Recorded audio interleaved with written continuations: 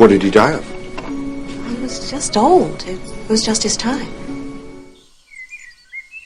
I always used to say that I was going to live to 140, which was just a joke. It's one of those ages that's specific enough to be funny, whilst being conveniently well out of reach. Except, what if it's not? The science of how we age and how we might slow down aging has been making ridiculous, dramatic advances. I always assumed that science would get there, but it would come well too late for me, and probably even the young people of today, any more than it would for the people who are lying here. But that could be wrong.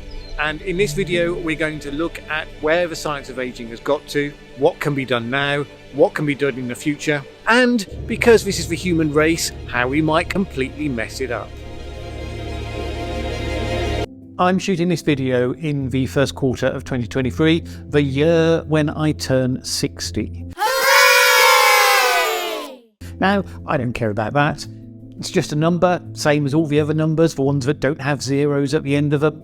Oh, all right, I do care about it a bit, but rationally, I don't care about it. I try to look after myself, do exercise, eat broadly, healthily, not fanatical on either score, and I do those things because I love being alive in this amazing, beautiful, challenging, infuriating world.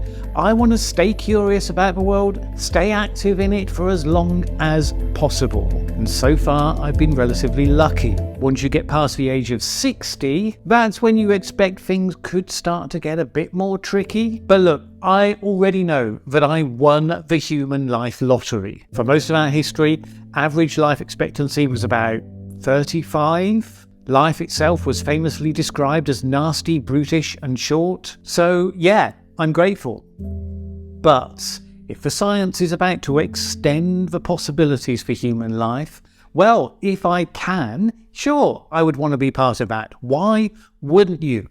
So let's talk about the science, a compelling version of which is explained in detail by Dr. David Sinclair, one of the leading published researchers in this field, in his book Lifespan. Let's start with the fact the world is strange.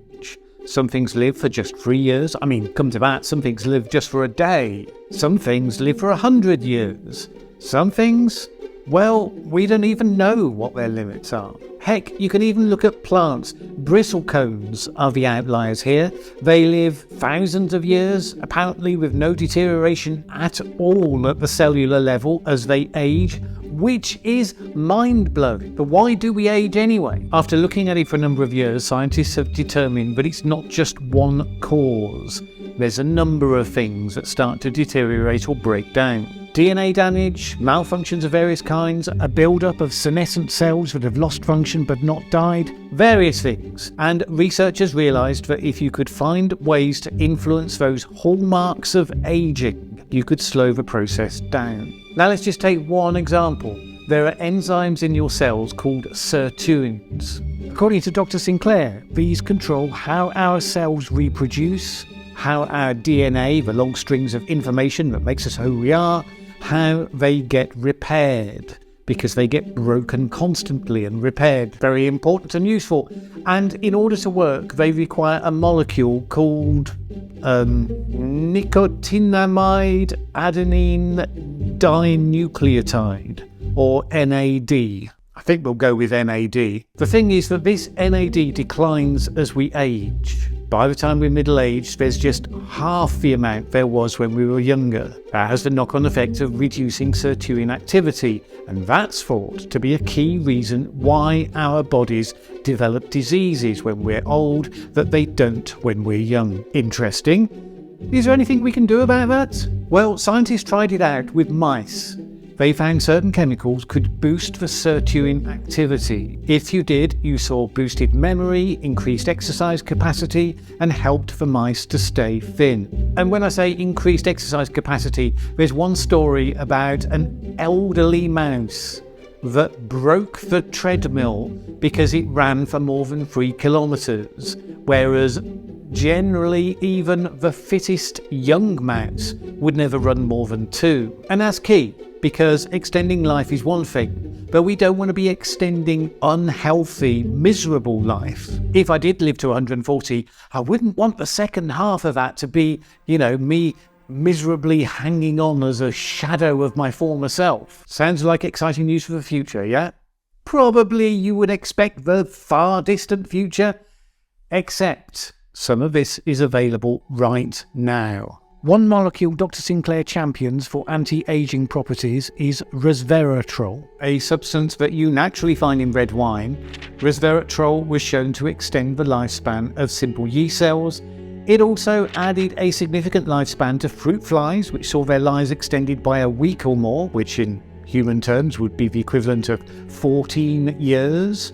Well worth having. And resveratrol fed to obese mice at 1 year, although they stayed obese. When they were examined, their internal organs looked identical to mice on a normal diet, not obese mice. The ones that weren't dissected lived about 20% longer than normal. It's not the most stable molecule, but it is now available as a supplement. A more stable molecule focuses on boosting that NAD that I mentioned. A chemical called nicotinamide mononucleotide, NMN, is a compound that occurs naturally in some foods like avocado, broccoli, cabbage.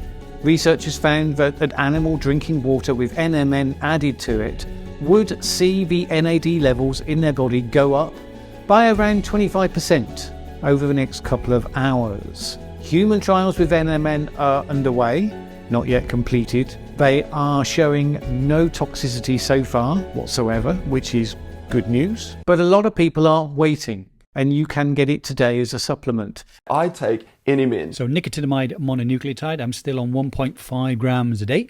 I have NMN, my first NMN. 500 milligrams. So in theory, if you took those and you did the various things that we already know will give you more longevity, doing regular exercise, eating healthy diet, Mediterranean diet, whatever it may be, then you could extend your active, healthy years by a bit. We don't know how much exactly, 5 years, 10 years, who knows? But it could be that just gets you to stick around long enough to get to the good stuff that's coming down the pipeline. Because there are other mechanisms under development that focus on other aging factors. Could not just slow aging, but actually to some degree rejuvenate our cells, help you to get younger. Literally, biologically younger. We've already had clues we can do this. When you clone an animal, you get a baby animal, even though you cloned them from older cells, and those clones have a normal lifespan. Partly we get older because the information in the cell breaks down, so it's massive to find out that however much cells age, they still contain the information of what they looked like when they were young. If they've still got that information, then principally they can be returned to that state. And the work that's been done since means that we can now envisage the point in the not too distant future where you could end up going to the clinic in order to have your cells rejuvenated, in order for your biological age to be brought down.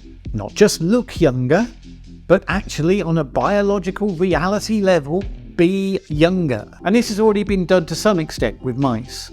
The mechanism has been shown to regenerate damaged optic nerves to restore sight in older mice. Optic nerves were chosen because they're amongst the difficult tissues to regenerate. So if they can be done, that pushes the door wide open to what's possible elsewhere. Progress is being made here much faster than, for instance, finding the cure for cancer. And I mention that specifically because cancer is not exclusively, but largely a disease of aging. If you can actually prevent aging, an awful lot of cancer just isn't going to happen. I mean, how can we be on the edge of that sort of breakthrough and we're not talking about it? I mean, you think about how much we talk about nuclear fusion, which is always quite some way away, but every little breakthrough we get reported and big headlines, it's the most exciting thing ever.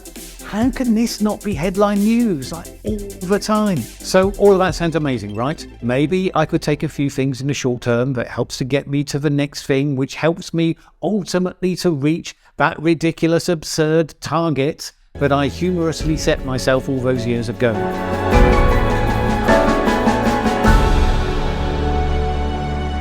But wait a minute. Before we get carried away with all this delirious excitement, I have a rule. Whenever you're looking at claims, always, and I mean always, look at the counterclaims, look at the arguments against, especially when it's something that you would really like to believe. So I started looking for critics of this process within the scientific community, and sure enough, I quickly found them. Yes, David Sinclair, he's a leading researcher in the field, many important published studies, but he is controversial. There are some who feels he indulges in over-optimistic hype in terms of what works right now and how quickly the next more powerful things will come. Being controversial doesn't make you wrong in itself.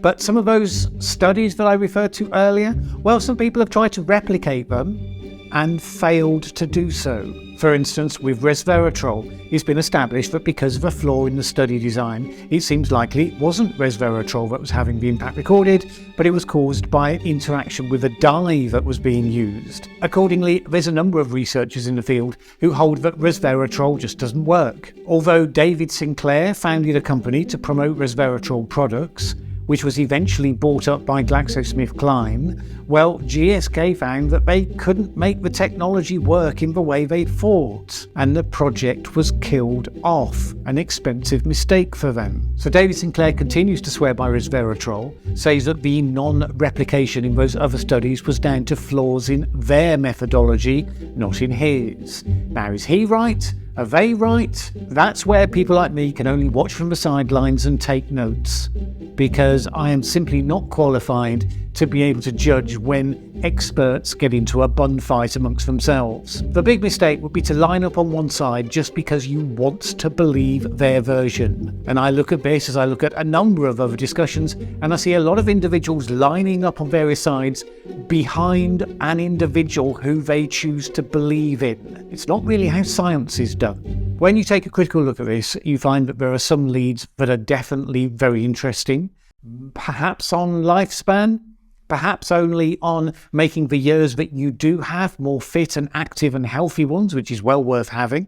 There are drugs such as rapamycin, which is showing very encouraging signs in terms of extending lifespan. Now, as a prescribed medicine, originally used as an immunosuppressant, but it may well become famous as the very first proven anti-aging drug. The point is that the standard way that this gets ironed out is by painstaking, replicable study over a standard period of time where you've taken all the detail into account, you've crossed the T's and you've dotted the I's. And some of that more far-reaching research on cell regeneration is definitely interesting, but there are a lot of people skeptical that that's really going to become practical any time scale that's going to suit old men in a hurry. What? Which is why you have a bunch of people currently self-medicating based on what happened on some studies on mice, or what one individual says is their personal supplement regime. And I get it. I mean, suppose one of those molecules could keep me going strong for the next 20 years, except the medical bureaucracy doesn't get around to proving it till after those 20 years have appeared. That's no use to me. You could end up carving "if only" on my tombstone. Utterly unnecessarily. But then suppose you do all that self-medication and you actually get it wrong because the science wasn't properly concluded yet. You could end up carving "impatient fool" onto that tombstone instead, and possibly a lot sooner. Alright, let's not get carried away. The odds are still against it. It's an outside chance at best. But it never even felt like that before. Because this is the human race we're talking about here. Isn't there some way we could reliably screw this up? Well, of course there is. To begin with, you have to deal with the sentiment that says, maybe we shouldn't be doing this in the first place. Which brings us to the fundamental question, should we be applauding a mind-boggling scientific breakthrough or be nervous about where it might lead us? I mean, that has been our sentiment since the days of Mary Shelley's Frankenstein, if not before. In science fiction, you will often find the mad scientist going after eternal life or eternal youth. Eternal life. What with you being so busy defying the laws of nature and everything? One lifetime's been too short for me to do everything I'd like. How much more I'll get done in 2 or 3 or 4? Doesn't work like that. And We know how those things usually end out. They don't end well.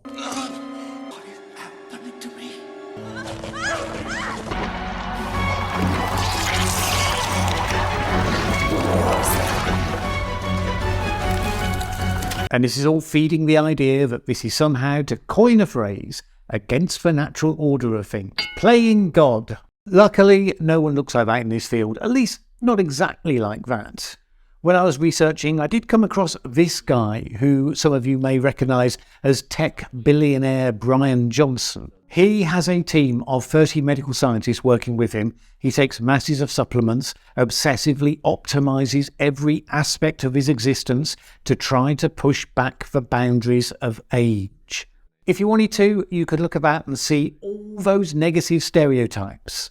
But then you could look at it and see a committed and brave pioneer. It's all in the eye of the beholder. But if the mobs with pitchforks turn up on this process, it might well be his door, behind which he's been spending $2 million a year on this process, that they choose to turn up to. The likelihood is that those objections will just fade away, in the same way that they did with cloning animals. But that doesn't do justice to the huge shift that's coming. Suppose this reprogramming of the age of humans. Suppose you do that once and you're 10 years younger, and then you do it again 10 years later. How many times could you do it? Twice? 5 times?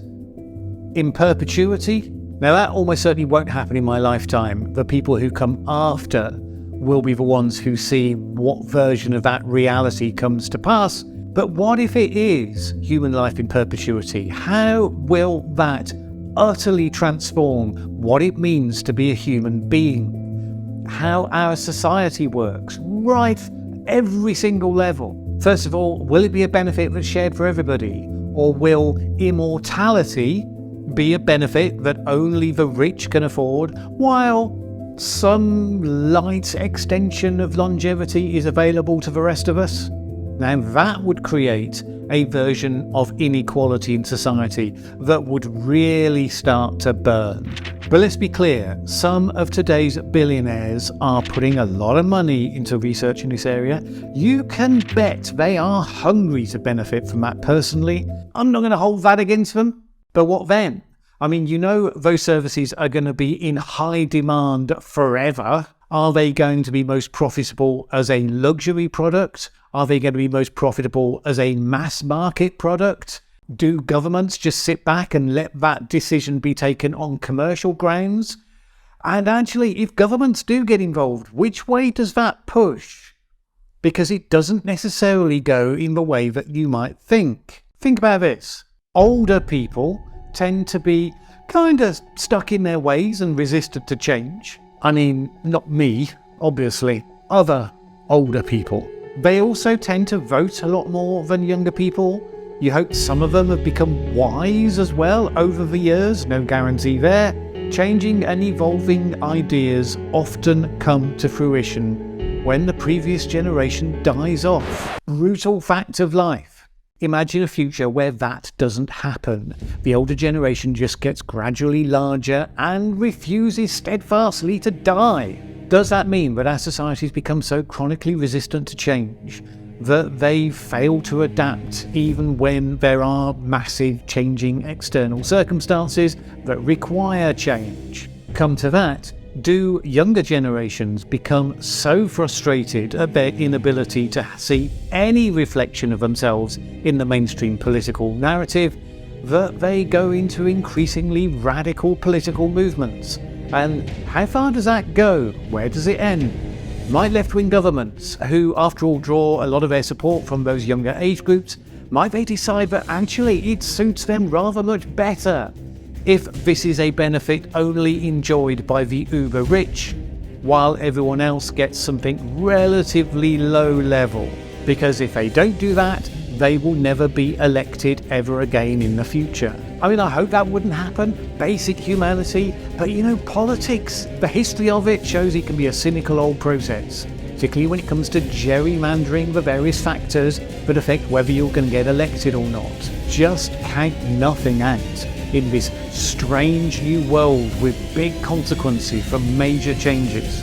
But it could be it doesn't play out like that at all. Maybe rejuvenated old people become less resistant to change because for the first time they realise that they'll be around to experience long-term consequences that they previously dismissed as someone else's problem. Maybe they do become wiser, resistant to reckless change, which is not a bad thing, but with that sort of stake in the future, certainly keen to make the right sort of change. The key words in all of these scenarios is maybe. It's just that the consequences of a shift like this, we can only barely scratch the surface of speculating how this is going to change the dynamics of how our societies work.